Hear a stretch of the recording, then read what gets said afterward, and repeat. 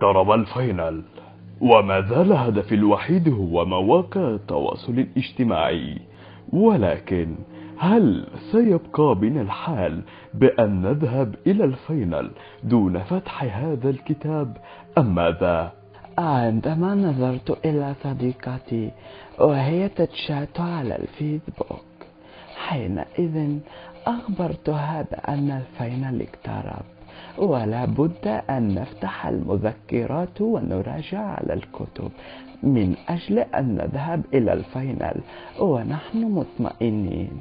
ردت علي بكل برود: إنني لا أخاف الفاينل، ولكن أذاكر قبل الامتحان ببداية أيام وألم المنهج ومذاكرتي حلوة. حينئذ أيقنت أنه لا مفر من السكوت.